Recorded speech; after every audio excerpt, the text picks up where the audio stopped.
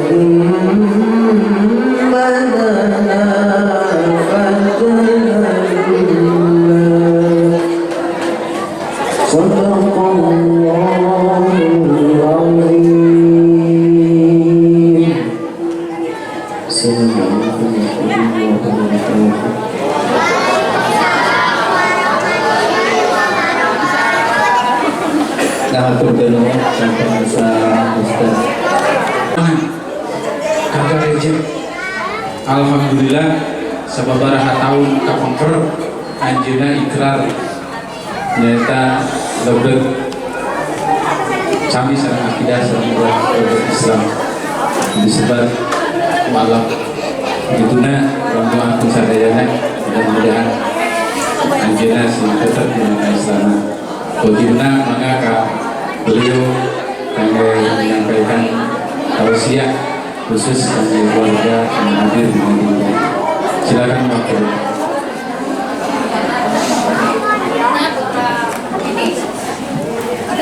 Assalamualaikum warahmatullahi wabarakatuh. Bismillahirrahmanirrahim. Asyhadu an la ilaha illallah wa asyhadu anna Muhammadan abduhu wa rasuluh. Allahumma sholli ala sayyidina Muhammad wa ala ali sayyidina Muhammad. Pada bapak ibu yang kami hormati, kepada remaja kita maupun guru yang kami hormati, kepada para sepuh, para alim, ulama, para ustaz dan ustazah yang saya selalu harapkan nasihat dan petualangan. Marilah kita bersama-sama memanjatkan rasa syukur kepada Allah Subhanahu wa Ta'ala yang selalu melimpahkan, memberikan kesehatan, kesempatan, dan nikmat iman, nikmat Islam. Sholawat serta salam kita sampaikan kepada baginda Rasulullah SAW. Semoga besok di yaumil akhir atas pertolongan Allah yang melalui beliau membimbing kita untuk ke surga. Allahumma amin. Mohon maaf sebetulnya saya itu agak grogi loh. Udah sekitar 7 tahun saya itu jarang memberikan memberikan ceramah atau khutbah. Kalau dulu itu wajib. Lah kebetulan malam ini dalam rangka memperingati Isra dan Mi'raj, Abi Misbah itu memberi waktu sama saya untuk cerita masalah histori saya. Kan saya bingung, autobiografi saya itu kan agak gelap. Dan kebetulan alhamdulillah saya ingin berbagi. Kalau cerita Isra Mi'raj itu saya takut nggak hafal loh, karena kebetulan saya masih berjalan 7 tahun ini, 8 tahun lah, hampir 8 tahun ini saya baru muslim. Dan alhamdulillah, bersyukurlah bagi saya, semoga sampai malaikat Israel mencabut nyawa saya, Pak, insya Allah tidak akan pernah goyah untuk menjadi Islam yang kafah. Jadi bukan hanya Islam KTP, bukan hanya perilakunya saja, tapi paling tidak hatinya. Nah, pada kesempatan malam ini saya akan menyampaikan dengan judul penguatan daripada akidah. Soalnya berkait erat dengan perubahan zaman yang sudah semakin maju, apalagi menyangkut masalah adab etika sopan santun. Ini berawal dari kuatnya akidah, yaitu masalah pendidikan adab atau etika sopan santun. Ada sebagian yang kosakatanya itu kasar, tapi maknanya bukan kasar ucap. Nah, pergeseran daripada akidah itu dari pendidikan adab sopan santun. Kalau di Banten itu saya menggambarkannya simpel, kasar secara logat tapi halus dalam ucap. Nah, di sini kadang-kadang kasar diucap, anak-anak kecil itu paling pintar, anjing. Mohon maaf, daerah sini itu saya dengar itu seperti itu. Nah, ini perubahan yang perlu kita perbaiki untuk penguatan daripada sebuah keyakinan alias keimanan atau akidah. Nah, pada kesempatan ini saya akan menyampaikan pengalaman saya tentang perjalanan saya sampai di Desa Ganjar Sabang, Agung Margawi. Jadi kebetulan dulu nama saya Abraham Lincoln Zulkarnain.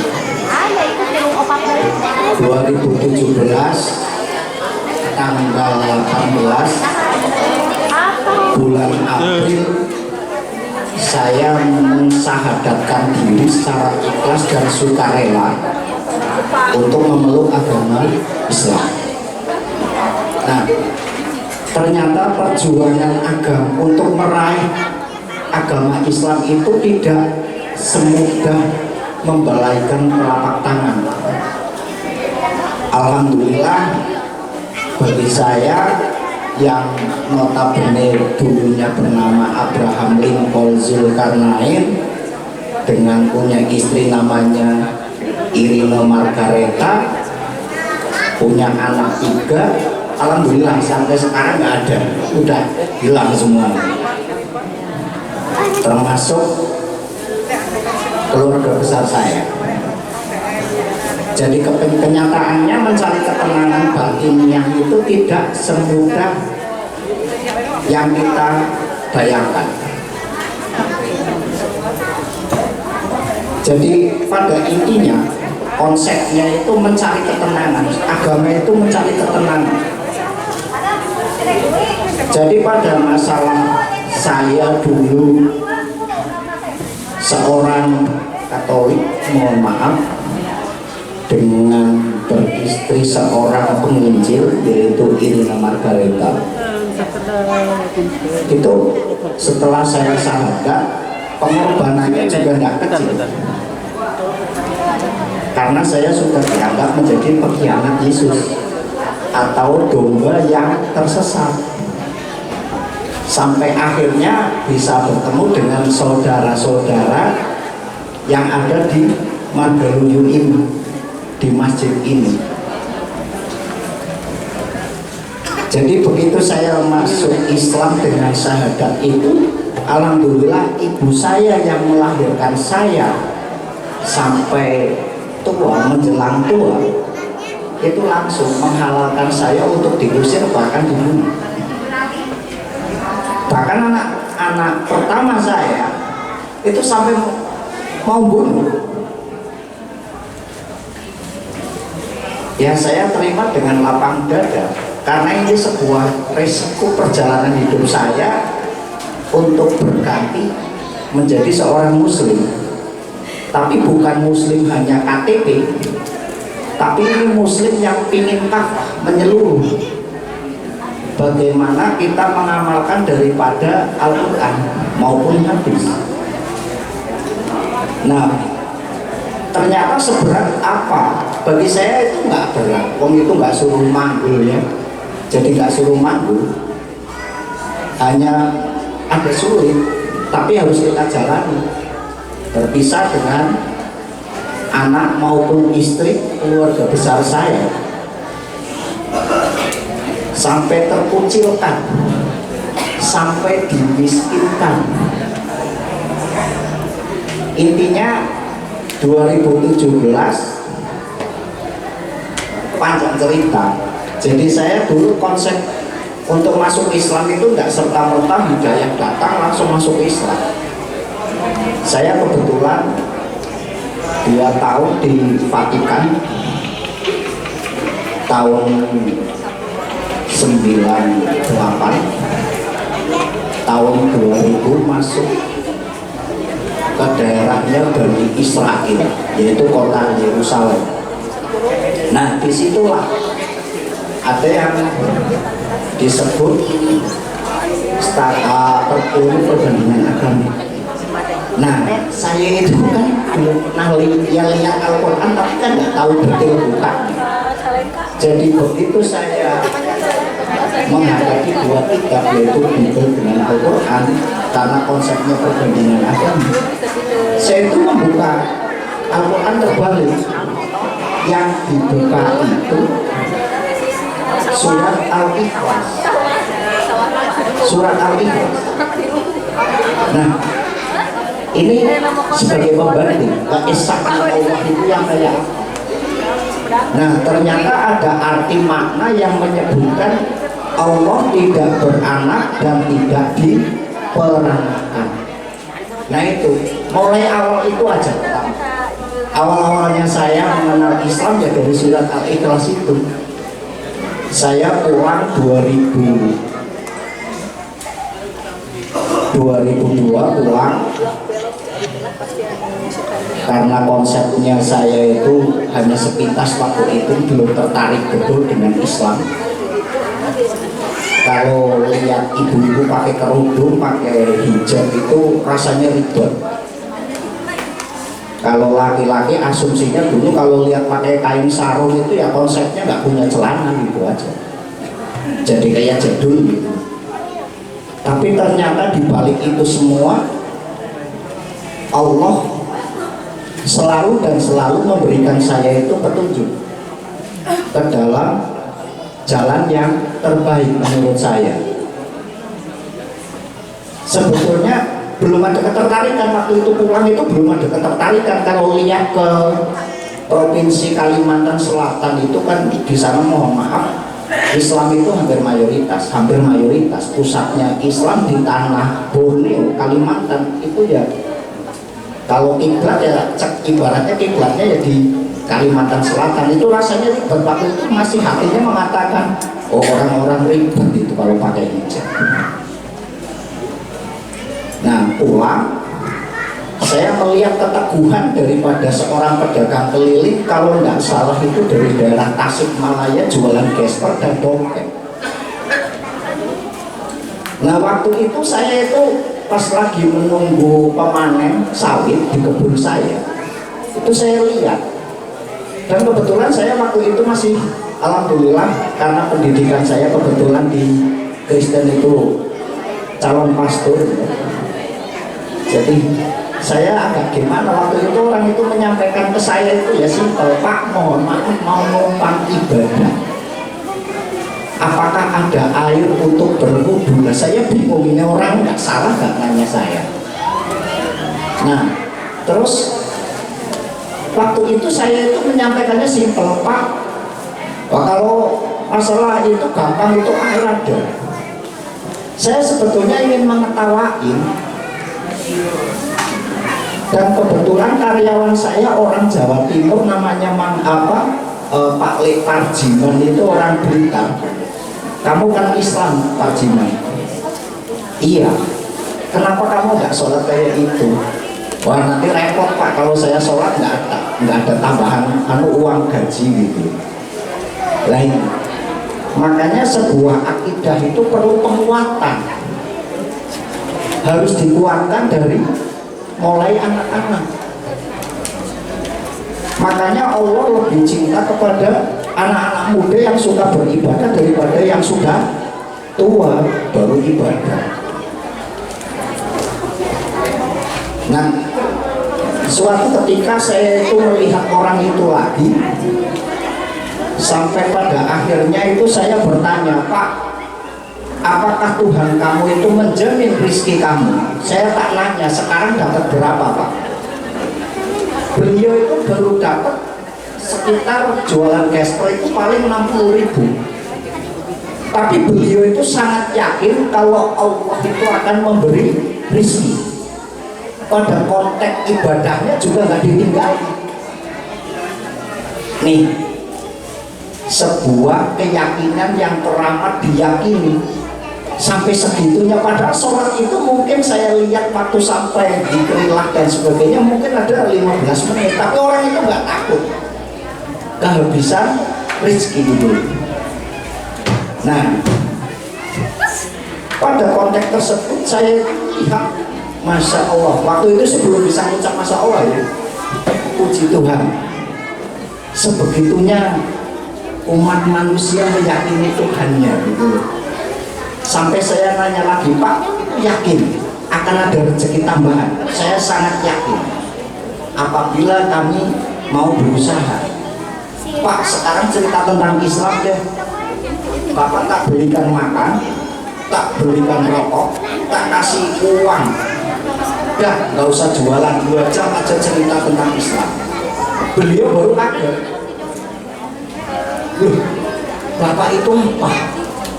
Saya atau orang itu bingung, nggak usah bingung-bingung Pak. Saya ingin dengar tentang Islam.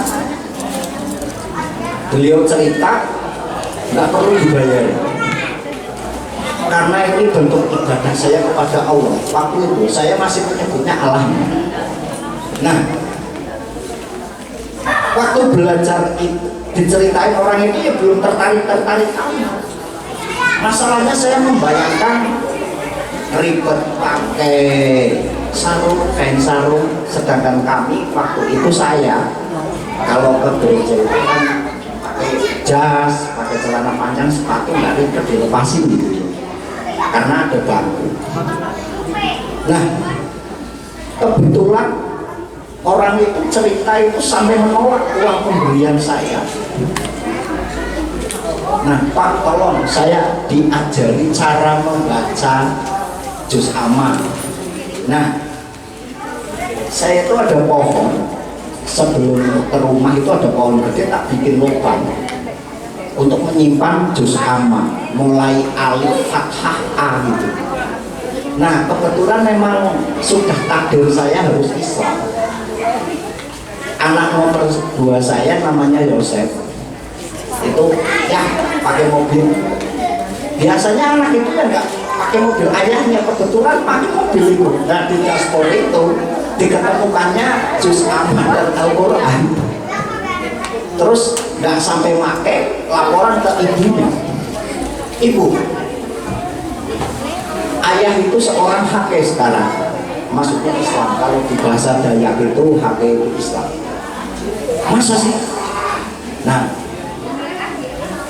begitu saya diketahui membawa juz amma dan Al-Quran itu, ternyata istri itu langsung menghakimi saya. Saya hampir mati konyol itu waktu itu. Hampir mati konyol. Apa sebab? Di Kristen keluarga sudah nggak ngakuin sama jemaat, di Islam belum syahadat.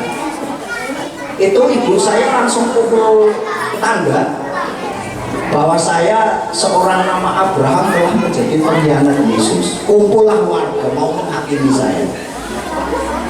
Itu riwayatnya seperti itu.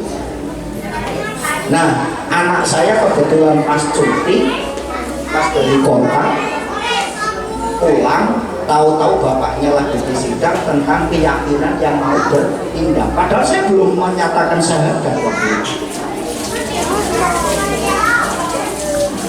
Nah, terus sampai saya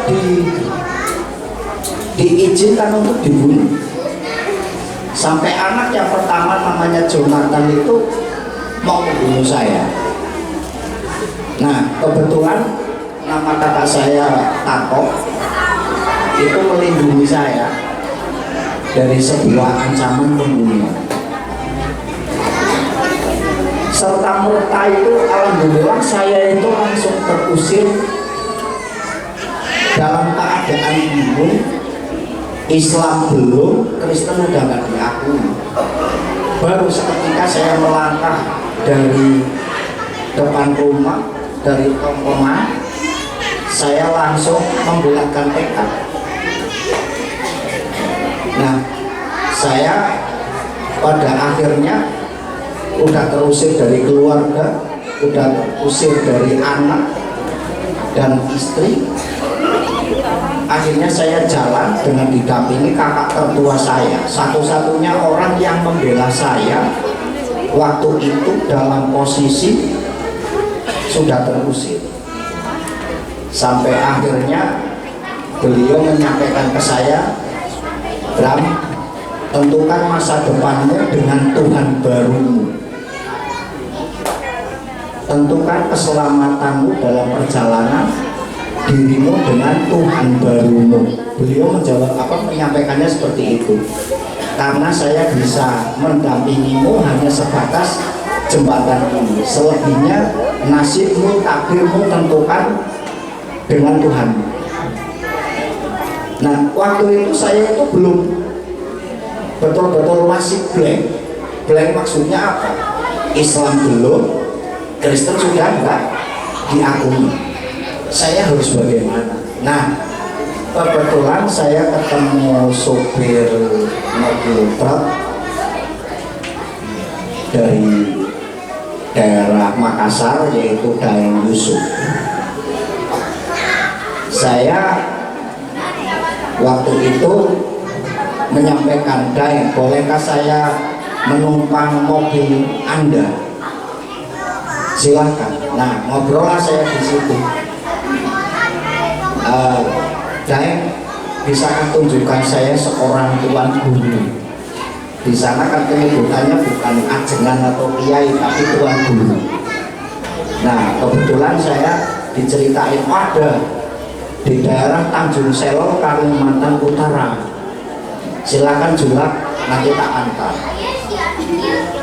Nah, dengan serta mertanya itu, saya itu ke sana sebetulnya belum mau syahadat.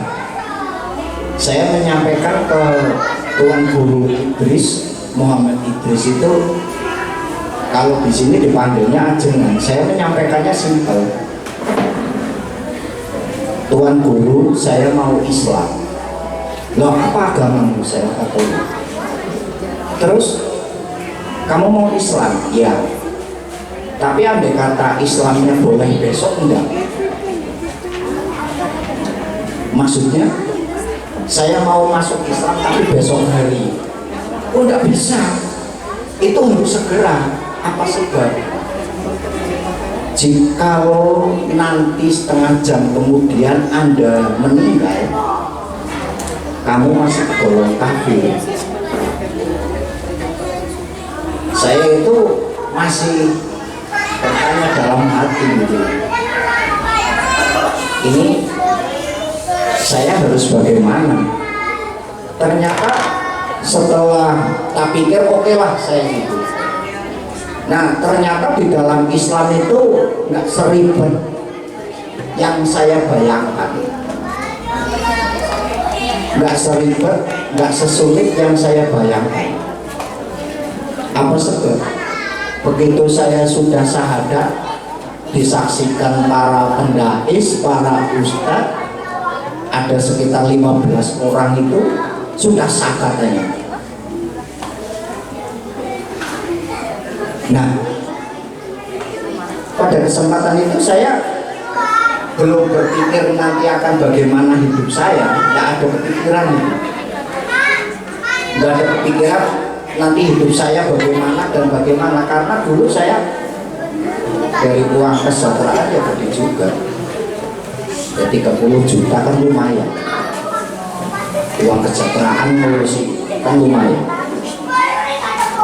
Tapi setelah syahadat itu saya belum memikirkan ini siapa yang akan menjadi seperti dulu.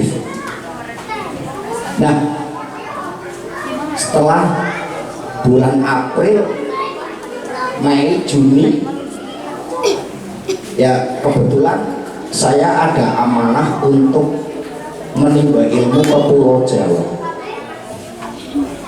Nah, kebetulan carilah ujungnya timur, bagian timur Pulau Jawa, dan carilah ujungnya barat Pulau Jawa. Jadi saya itu perjalanannya betul-betul tidak terpikirkan, tidak terencanakan pada perjalanan saya sampai akhirnya di sini. Jadi pada konteks saya keluar dari tanah Kalimantan itu pingin ngerti para ulama, para kiai, para alim itu di daerah Pulau Jawa itu, ya saya nggak ada tujuan. Jadi pada kenyataannya untuk mencari pembelajaran tentang akidah itu butuh perjuangan, dan sebuah hidayah itu tidak serta-merta terus datang ke kita, itu juga enggak. Tetap harus dicari. Hidayah diberikan Allah tapi harus didampingi dengan dicari. Nah pada waktu itu saya belum terpikir, wah ini mau bagaimana ya saya. Setelah ini saya akan bagaimana? Itu tidak terpikir. Saya harus ke ujung Pulau Jawa bagian timur dan ujung Pulau Jawa bagian barat, itu saya nggak kepikir. Begitu turun dari pesawat di Juanda, Sidoarjo, Surabaya itu, saya langsung ke Bangkalan.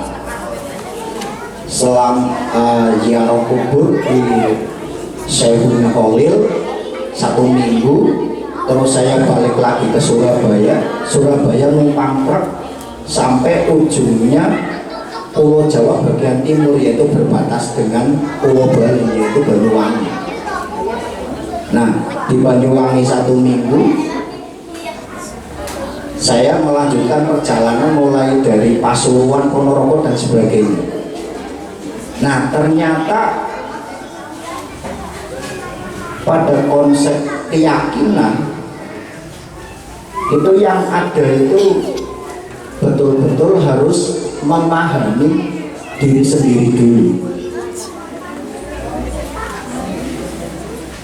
Soalnya kalau masuk Islam karena punya istri orang Islam,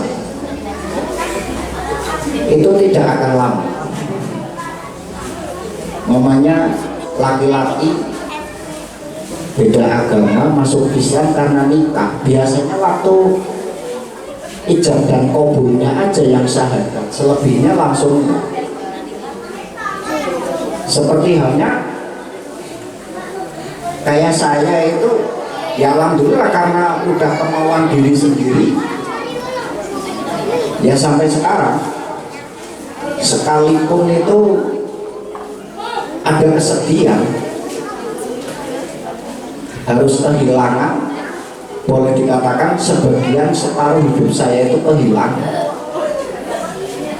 tentang anak, tentang istri, tentang keluarga besar saya, tentang materi saya. Tapi semua itu saya merasa bersyukur bahwasanya saudara saya lebih banyak apa sebab yang dulu tidak mengenal, contoh ini tidak mengenal daripada warga Margahayu ternyata bisa mengenal, yang tidak mengenal warga Cikanjur ternyata mengenal. Nah, pada konsep keimanan itu saya kira untuk orang-orang yang tidak mengalami seperti saya, harusnya itu lebih harus pada tataran tinggi, tingkatan tinggi. Nah, kayak bapak ibu sekalian itu kan Islamnya Islam warisan, Islam turunan. Tapi kadang-kadang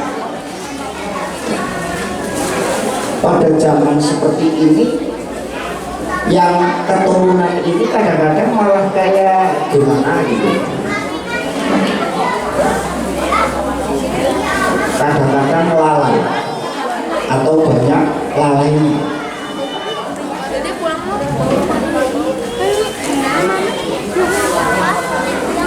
Maka untuk penguatan iman ini harus ditingkatkan pada tahap pembelajaran, selalu dan selalu, tidak boleh pada bosan, karena zaman ini sekarang masalah keimanan kadang-kadang bisa dengan mudahnya goyang, yaitu masalah kemiskinan bisa tertukar oleh sebuah iming-iming dan omong-omong. Satu contoh, gara-gara operasi sumbing orang bisa tercampur akidahnya, karena kelaparan orang bisa merubah keyakinannya. Nah, ini kadang-kadang tidak disadari oleh kita-kita, tidak disadari oleh kita-kita yang mana itu penentuan besok di yaumil akhir, di akhirat nanti. Kadang-kadang kita tanpa sengaja melupakan hal-hal seperti itu. Masalah akidahnya itu karena keyakinan yang harus kuat untuk mendasari keimanan kita untuk penentuan hidup kita besok setelah ada kematian.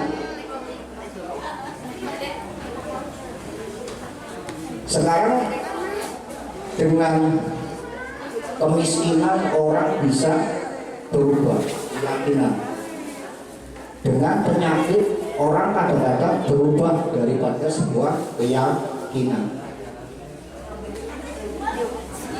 Maka dari itu, semoga di malam ini Allah selalu memberikan kekuatan iman, kekuatan Islam kepada kita semua. Karena sekarang kalau tidak hati-hati, bisa karena kekurangan menjadi berubah. Jangan sampai gara-gara tidak punya uang untuk membeli sarimi atau indomie kita berubah keyakinan. Ini yang sering terdengar cerita kan seperti itu. Sering terdengar, oh ini gara-gara sakit begini terus tidak. Oh ini gara-gara operasi bibir sumbing, sunatan massal berpindah. Nah ini kan yang repot seperti itu. Karena zaman sudah zaman akhir. Kalau tidak kuat-kuat imannya, ya sudah. Soalnya penentuan surga dan neraka itu bukan besok, tapi mulai dari dunia ini. Mulai dari dunia ini. Jadi yang menentukan antara surga dan neraka ya perilaku kita di dunia ini. Maka dari itu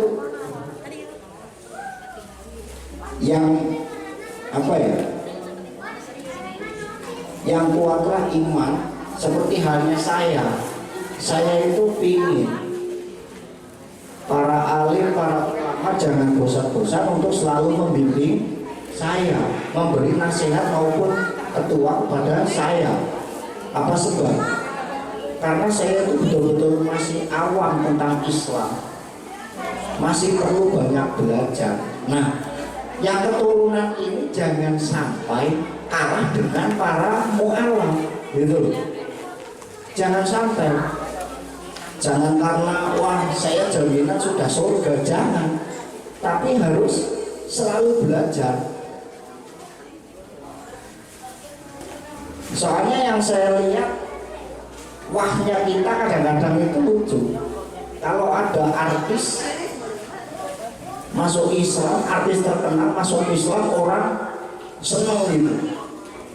Tapi saudara-saudara miskin kita yang masih kekurangan, akidahnya roba, kita malah diam saja. Ini yang saya lihat kontennya seperti itu. Jadi kalau ada kayak Ustadz Yaya Malu, wah mana kita masuk Islam, orang bangga banget. Padahal di satu sisi itu saudara kita Muslim itu yang kekurangan, bergeser cara berperilaku dan keimanannya. Musimnya ada maghrib keluar rumah, musimnya duhura bapak-bapak kadang ada yang mancing, melupakan panggilan sholat. Nah ini saya kadang-kadang bingung dengan hal-hal seperti itu, bingung kenapa ya. Ini zaman memang sudah zaman akhir. Jadi kalau ada artis atau mantan pendeta atau mantan pastor itu masuk Islam rasanya kayak apa? Tapi begitu ada sebagian saudara muslim kita yang perilakunya sudah bergeser daripada akidah Islam, kok nggak ada yang merasa wah kayak biasa aja. Ya ini padahal bagi saya sebuah fenomena yang tidak semestinya terjadi, sebuah kejadian yang semestinya tidak perlu terjadi kalau pembelajaran tentang keimanan, tentang keislaman itu kuat berdasarkan pembelajaran dari tingkat anak-anak. Nah ini kan sekarang kayak terbalik. Ibaratnya saya mengatakan saya itu duduk di sini kayak mengajari ikan berenang. Padahal seharusnya saya yang belajar itu, tidak untuk memberikan gambaran atau pengalaman hidup saya dalam menempuh mengarungi keimanan saya sebagai seorang muslim. Tapi ini kan untuk pembekalan daripada keyakinan bahwasanya perjuangan untuk meraih sebuah kedamaian, untuk mencari ridho Allah itu tidak semudah yang kita bayangkan. Perjuangannya lebih berat. perjuangan untuk menjadi seorang muslim bagi non muslim yang masuk Islam itu berat. Resikonya tidak main-main. Benar-benar tidak terbayangkan akan akhirnya dikucilkan, terusir, tidak diakui seorang anak atau 3 anak atau istri, tapi keluarga besar. Tapi saya dengan senangnya ya simpel aja loh. Nabi Ibrahim aja dulu sampai dibakar. Gambarnya kan seperti itu. Kan'an anak Nabi Nuh aja yang balik loh, nyatanya kan kayak gitu. Jadi untuk meraih apa yang kita harapkan dan disebut surga itu ternyata tidak semudah yang sering omongkan. Ibadah sholat, ngaji, udah insya Allah jaminannya surga. Tidak seperti itu.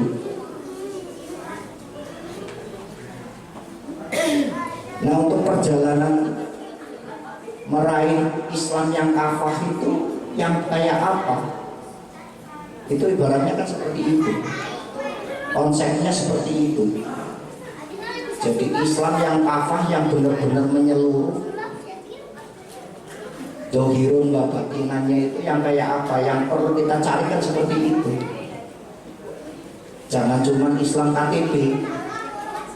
Padahal Islam itu ya simpel, agama simpel. Ada ibadah mingguan, ada ibadah harian, ada ibadah mingguan, dan ada ibadah tahunan. Kalau laki-laki itu kan ada ibadah mingguan. Kalau yang nggak sempat harian berarti yang mingguan Jumat doang. Nggak sempat Jumatan berarti ada ibadah tahunan, yaitu Idul Fitri dan Idul Adha. Berarti kan Islamnya belum kafah, belum menyeluruh. Nah, pada akhirnya saya memberanikan diri untuk Islam ini ternyata benar-benar rahmatan lil alamin. Agama yang penuh cinta damai, penuh persaudaraan, penuh kasih sayang. Apa sebab? Jadi pemikiran kita tentang dunia itu semakin berkurang. Dulu kan karena saya itu apa ya, kalau kurang sedikit itu saya bisa memperoleh, besok saya tidak akan berdoa atau sembahyang. Bulan ini aja hasil saya dikurangi, gitu. Nah ternyata di Islam itu bisa mengendapkan hati dan pikiran bahwasanya semua maunya bukan masalah materi, bukan masalah harta, tapi juga ada pemikiran untuk besok di yaumil akhir. Maka dari itu saya merasa bersyukur sekali selalu bisa bersilaturahmi kepada Abi Misbah maupun kepada alim ulama di sekitaran Bandung yang bisa saya ambil hikmah pembelajarannya. Dan beliau-beliau ini tidak pernah bosan memperkuat keimanan saya. Nah, yang saya harapkan yang benar-benar Islam dari lahir, dari bapak nenek moyangnya ini jangan sampai luntur. Karena pengorbanan menjadi Islam kayak saya itu teramat sulit. Untuk menjadi Islam kayak saya itu teramat sulit. Maka dari itu untuk para muslim muslimat yang ada di kampung ini, baik yang hadir maupun yang di rumah, semoga selalu dikuatkan oleh Allah Subhanahu wa Ta'ala, dan semoga Allah selalu memberi ampunan daripada kesalahan dan dosa saudara muslim muslimat di seluruh dunia ini. Dan semoga selalu diberi kesempatan meminta ampunan dan dijauhkan daripada siksa api neraka besoknya di yaumil akhir. Allahumma amin. Saya kira cukup sekian dari saya yang bisa saya bagikan sedikit. Sebetulnya kalau diceritakan nggak tak potong-potong itu ya lama, nggak cukup sejam 2 jam. Tapi saya mengingat waktu udah malam, terus kasihan anak-anak takut ngantuk. Yang penting moga-moga ibu-ibu, bapak-bapak sekalian bisa memberi tauladan kepada anak-anak untuk selalu belajar tentang agama. Saya kira yang bisa saya sampaikan